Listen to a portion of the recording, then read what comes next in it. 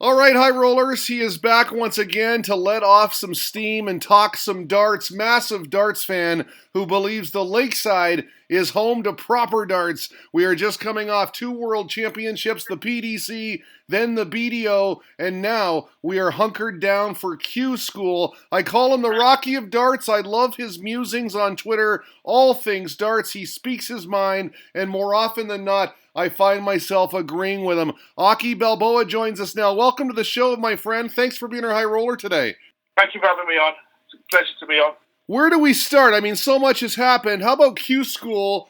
It all went down today. Day 1, Fallon Sherrick was beating the boys again, but so too was Lisa Ashton, the 4-time world champ, reaching the last 32. That's a pretty good run for her, right? Yeah, she had a good run today. I mean, she was close last year, so she knows what it's all about and she knows what's going on.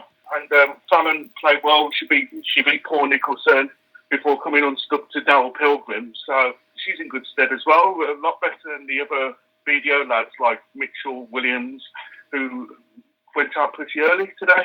I know you think that Lisa and Makuru have a better shot at a tour card than Fallon Sherrick. I'm wondering why you think that. I think it's difficult for Fallon. She won't. It's a good question.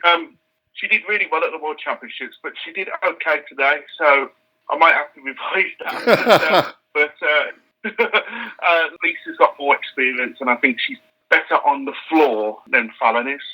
Makuru, I think, will use her experience well, and she's done well on the Asian Tour as well, so she won't be that far away from a tour card, or even near a tour card, but we'll see what happens. Bottom line is, the more they get the chance to play against the better players, the better they're going to do. And I'll tell you what, it's nice to see these women come out and kick the men's asses, isn't it? Yeah, I mean, they're all good players. I mean, Casey won the game today. Lorraine had a tough game, but she threw an 82 average, I think it was, but she lost. So they're not doing badly. They're not disgracing themselves. I mean, there's plenty of people at that Q School who shouldn't really be there, but I don't include any of them in that. So, yeah, let's see what they're doing in the next 3 days. Well, let's talk about that idea of people being there that shouldn't. I saw today that there was a 32.7 average. There was also a 40 average. Now, I'm not against it being an open event. In fact, I really think it should be. You never know when that next superstar is going to emerge from some part of the world. But when it's open, this is what can happen, right? These averages. Yeah, a lot of these blokes are paying 450 quid to get dicked 4-0 every single day. 5-0, sorry, every single day. And quite frankly, I find that really depressing. If that's your idea of fun, then you can keep it, because I've played a PDC event in 2011. I played in the BDO, got thrashed, and I really, apart from being around mates and the atmosphere and everything, I didn't enjoy it. That's why I don't play darts anymore. So I just find it bewildering that people will pay that sort of money. I just don't see the logic in it. I had someone tweet to me today that they felt sorry for the guy because it's all over Twitter. And I was like, you know what? He paid good money. He has to know that it's on Dart Connect to the world. Yeah. Well, he's going to know it. Everybody's going to be looking. I mean, the server went down today. There's that many people were looking at the scores and everything. So people say you have balls to enter, but I just think sometimes people are a little bit deluded. They probably think they're better than they are, or they're probably just doing it as, look at me, I average 40, but I'm still playing in the PDC. And quite frankly, who cares? Yeah, I sense your frustration, and that's how I felt when Dart Connect went down today. Yeah, the demand was always going to be higher watching the games and so forth, because there's like 2 scores happening concurrently. So a lot of people around the world are going to be logging in to see what the players are doing.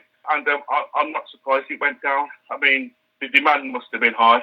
So I ain't going to have a go at Dart Connect some people and the servers and whoever supplies the servers.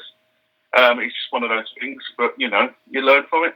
Yeah, I think Dart Connect does a great job, and it's a valuable resource. I do like getting on there, especially for PDC Q School. Jason Lowe beat Steve Brown 5-1. He had a 95.8 average. He gets his tour card.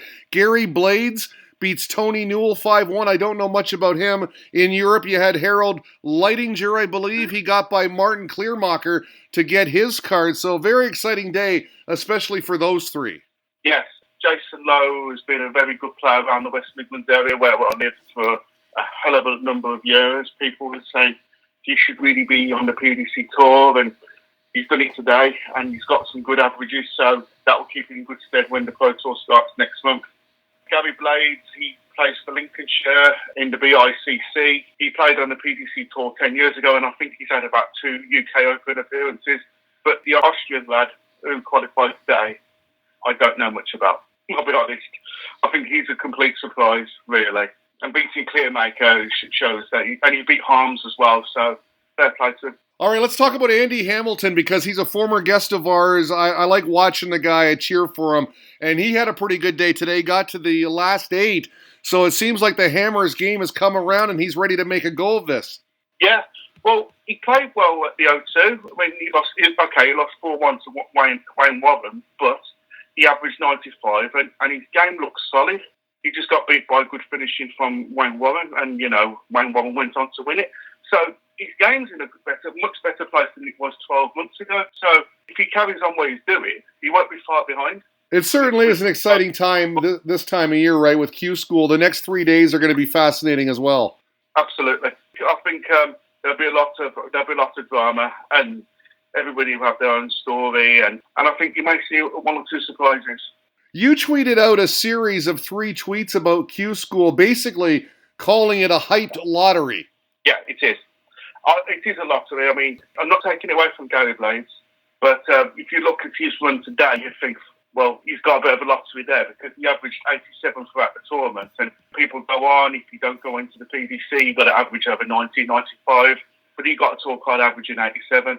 There is a lottery element to Q Score. There's a lot of people on forums and Twitter that would disagree with it, but I back it. There's a lottery element. I mean, one of the lads today got 100 average and lost in the first round. Yet somebody got one with a 50 average and got through 2 rounds. So it's a lottery element. It's the open draw which makes it a lottery, and you can gain points through actually playing substandard darts. But so you could play a fantastic game, lose by 4, and then you get nothing. And that could happen every day. You could play the 4 best players every day. The 4 best players on every single given day, lose with 195 average, get nothing. Q Score in itself, I'm not a fan of, really. I understand the drama, I understand why people like it and everything like that. I don't know if there's any other alternative to it, or if there's any other way of doing things with the tour cards or incorporating the BDO, WDF, whatever. But it creates drama, and the PDC gets a hell of a lot of money out of it. So, you can't argue with it. I was going to mention that because, a record number of entries this year. What is it, 821 or something? And they're all paying, as you mentioned, more than £400 a pop to play? Yeah, I mean, if you look at how much money the PDC had raised on that, it's double than what the BDO had from the O2. Unbelievable. Yeah. All right, well, before we talk about the BDO, I want to get your reactions on the PDC World Championship. Basically, Peter Wright comes in and gets the job done on Michael Van Gerwen in the final, beats Gerwin Price in the semis, 7-3 the final. I mean, he was impressive. He was. He played really well. He was the best player in the whole tournament. I mean, he had his few scares. I mean, he had to hit 6 quality darts, 162, 140 to beat Noel McInerney. That's in the first round. I mean, he had a few scares against Asada. He had a few scares against the Swan. But he got stronger and stronger, and he totally outplayed Van Gerwen. Even though Van Gerwen had some really hot spots in the final, he stood up to it. He never used to stand up to it. He used to just go like, oh God, and just fall into a cocktail. But he stood up to it, and that's the making of him. This is the only World Championship he wins. It's good that he's won it because he's in fairness to him, he's never given up. And credit to him. Yeah, absolutely. And he certainly beat the best in the final. When I was watching that final, I was watching MVG. Now, this may just be me, but it seemed like he was pulling up his socks more. A couple of times when he was at the table drinking water, it seemed like he was taking these long, big gulps of the water. He seemed a bit off. At one point, he walked off stage and there was no commercial break, and Peter's looking at him. I'm just wondering what was going on with him, or do you just think that he was outplayed that day? Yes. I think he was a little bit shell-shocked in periods of that because he probably thought, yeah, I've got him now, I'm playing well, I'm hitting 12, 13 darts, he's going to fold in a minute. Oh, hang on a minute, he's not. He's not really used to that, and I think that's what affected him a little bit. He played well, don't get me wrong, but yeah, he was outplayed. It seemed like there were more upsets this year. Maybe that's just me again, but Michael Smith goes out the first round, Rob Cross too. I mean, it's getting tougher. It is. The lower half of the pro, if you call it, the lower half of the Pro Tour and the World Qualifiers, they're improving their standard now, while the top echelon are actually slowly declining. Not much, not like, oh my God. It's like slowly declining. The gap's closing. There are surprises, but there won't be much surprises coming 2-3 years' time. The gap will be quite close, and I think you got Van Gerwen, he'll still be at the top. You got Peter Wright, you've got Rob Cross, Michael Smith, but there'll be times where they'll get beat by somebody that you don't expect them to 5 or 6 years ago. So I think the gap is closing, and the PDC, to their credit, are doing well with the international qualifiers, giving them regional tours and giving them good environments to play on, so that they can actually improve their game. And you've seen like the Asian tour, when the 4 or 5 lads that went there came into the World Championships and they played really well. I mean, Darius Slavanowskis, he played in the BDO, but he played really superb during the World Championships. There are players coming through, and there'll be players coming through regardless of what age. And that's what's good about darts. Absolutely. And we had the Fallon Sherrick story, of course. She beats Ted Evans first, then Mensur Suljovic. She gave Chris Dobie a real good go. She becomes this international superstar. The BDO should have been capitalizing on her, but really it's the PDC who gets all the credit. And now she's with the World Series. She's going to travel. It's a world tour, let's face it. What do you make of what she's done by, shattering that glass ceiling? Well, she shattered it well. She beat Ted Everett. And Ted Everett must be delighted that she went and beat Mensur Suljovic. Fallon beating Mensur was the biggest shock of all time. I didn't think she'll have a chance against Mensur. Mensur didn't exactly play. He was a little bit all over the place in 2 or 3 of the sets, but he didn't exactly play that badly. But she finished superbly, and she held it together and got the victory on the ball, I think it was, to win 3-1. Yeah. Dobie was a little bit on the double side. He was a bit. I think it got to him a little bit, but he came back in a commercial break and played really, really, really well. I think he averaged 100 or 101. So that showed how much he had to put into his game just to beat her. She was superb. She deserves the plaudits. The international attention to her is quite amazing, really. But I don't think the BDO could do anything. I don't think she will play many BDO events again, not in the immediate future, in the next 12, 18 months. So she's a PDC player, whether she gets a tour card or not. Fair play to her. Yeah, fair, absolutely. She did well, and I'll tell you what, she surprised me because I didn't expect her to get by Ted Evans. But, once that crowd gets going and gets supporting one player, you got to feel for the other one because it's quite the atmosphere at the World Championships. Oh, it must be horrible for the players because they're up there, they've worked hard all year to get to this event, and they've got the crowd behind them, and they're playing the woman. It's quite a mind fuck for them. So that's why I think 9 times out of 10, Ted Edwards would win that game. Not 9 times out of 10, Suljovic will win that game. Although the crowd were a bit stupid at times, it was a little bit of a leveller, and that's what made Fallon Sherrick prevail. So, Mensur will be back. Ted Everett will be back. They're not going to be really affected by it. They're just going to dust themselves down, carry on. They'll do what they've got to do. Ted Evans may be the winner in the long run because, he was the first man to get beat. He'll be on all the highlights, and as his career moves on, it'll just be a talking point for him, part of that great event. First off, the BDO now. Let's talk about the British Darts Organization. I covered the whole tournament, the World Championship, doing my little recappy thing. I really enjoyed it. Some great darts on display. Admittedly, there were some bad games, but on the whole, the players really stepped it up amid all the external adversity and put on a very good showing. They always do that, don't they? They do. And to their immense credit, on the whole, they performed a good tournament, which was good enjoyment, and it was good value to watch on the TV and so forth.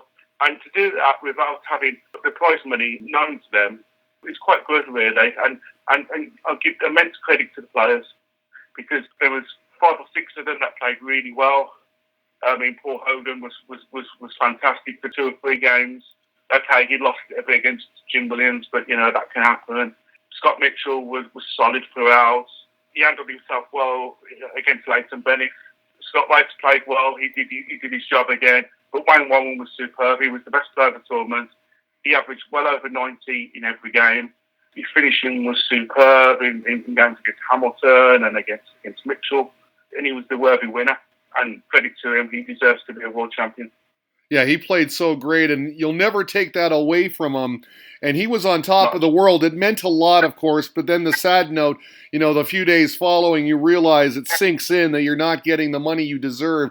Mikuro Suzuki, she was awesome as well. She's a back-to-back world champion now, and to beat Lisa Ashton the way she did, that takes some doing. It does, because Lisa wasn't playing that badly either. I mean, she averaged like 85, 86, and she was up there with the doubles and so forth. She didn't play badly, but fair play to Mikuru, who, again, she was the best player of the tournament all the way through, although she was pretty lucky against Bo Graves. Bo Graves hitting that treble 19, that was a game changer. So things could have been different in that game, but on the whole, she's a class player. She can raise her game. She can get the job done, and worthy 2-time world champion. You get to watch Bo Graves a lot more than I do. I'm in Canada, but you have more access over there, and I really got to watch her this time, and she's impressive. And you're right, she's on 51.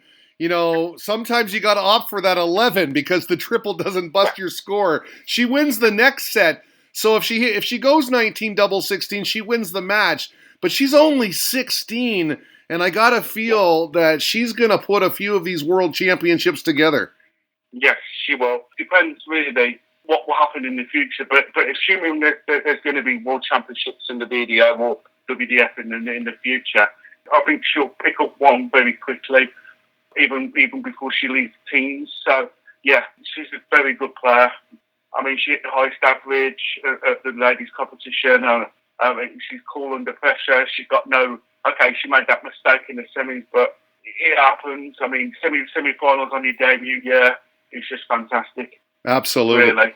You put out a report card on the BDO World Championships. We've already talked about the players, which you gave 8 out of 10. You gave the venue 9 out of 10, the refs and MC 8 out of 10, production 3 out of 10, and the comms 8 out of 10. Real quick on each. The venue, I know you were there. Watching it on the live stream, I know it's not the lakeside, but from my vantage point, it seemed pretty good. It seemed like it had some decent atmosphere. You were there one day. What was it like?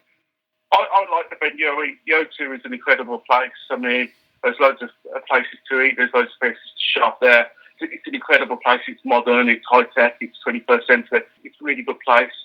The only downside was not many people turned up, or not as many people as you would hope for a World Championship turned up.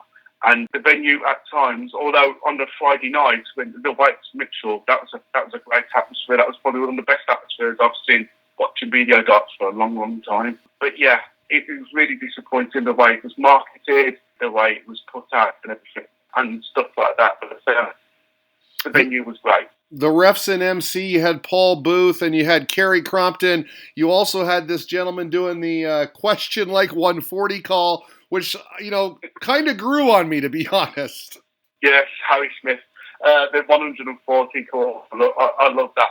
I remember hearing that in August, the World Trophy. It's unique and fair play to him. Yeah, I think Kerry was... she made a few mistakes, but it was a lot of emphasis was on her because she did every ladies' game. And I don't think that's very fair because the spotlight will be shown on her on every time.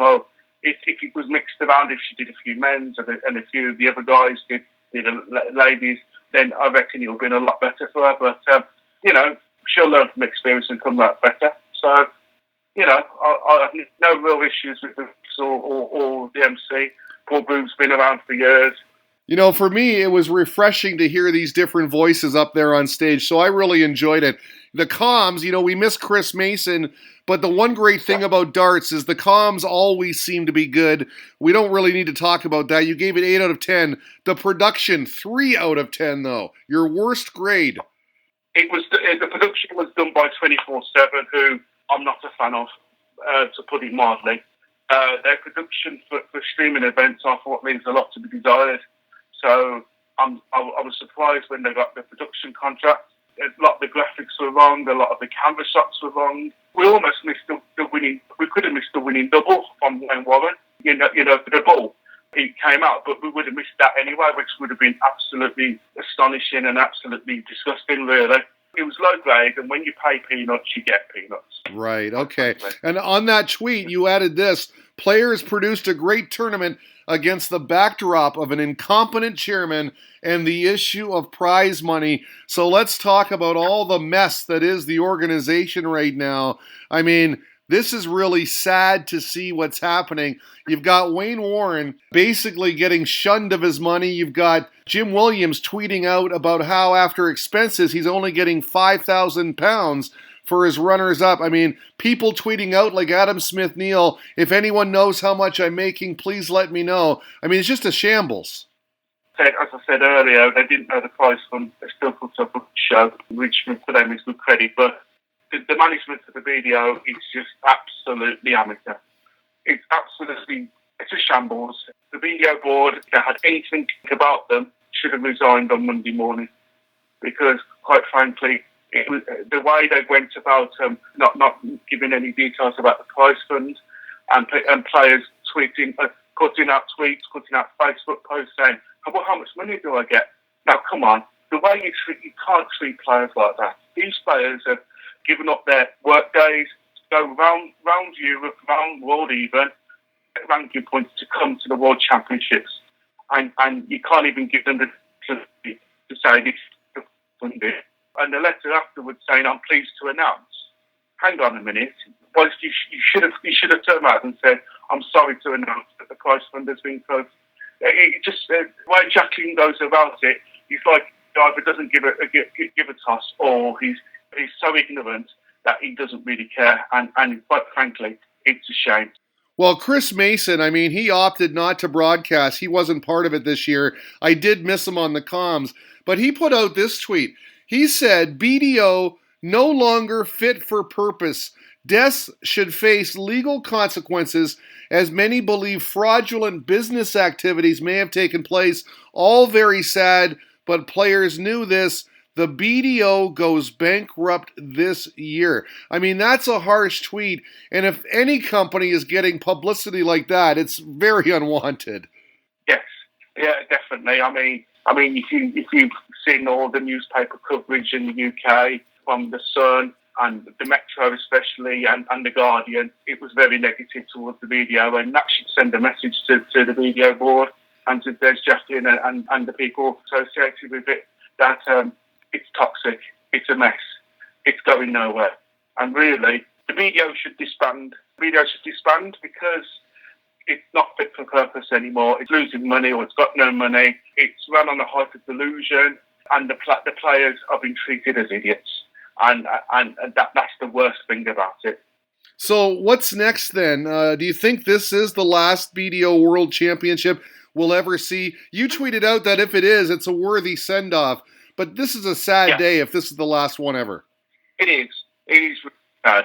The only saving grace is that if the BDO does go, then the WDF will come in with its place and will come with a viable tournament, and they can give viable alternatives for the players.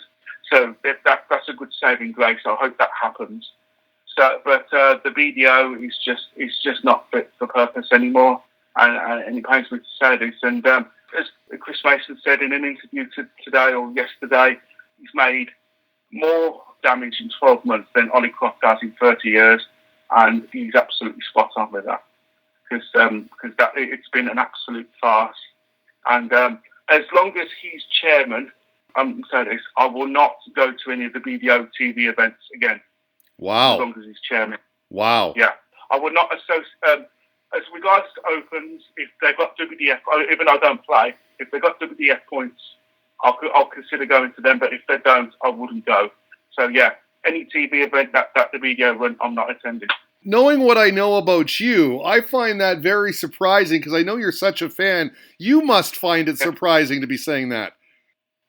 I do, but it's got to that stage now where he's made it a mockery, and the way that they go about social media, the way that Paula Jacklin made some comments about people that make that give valid comments, calling them scum and things like that. It's just absolutely shameful, and I'm just one fan. That's what I am. I'm just one fan. In the world of darts, I don't mean much, but I'm just one fan. But I can't go to any of their events. You're one fan, but I don't think you're alone. Sad days with the BDO. Let's hope the WDF picks it up if need be. Aki Balboa 2011 on Twitter. I call him the Rocky of darts. Aki, Chris, thank you so much for your time, man. Appreciate it. Not a problem. It's great. Thank you. Thank you for having me on again. Thank you.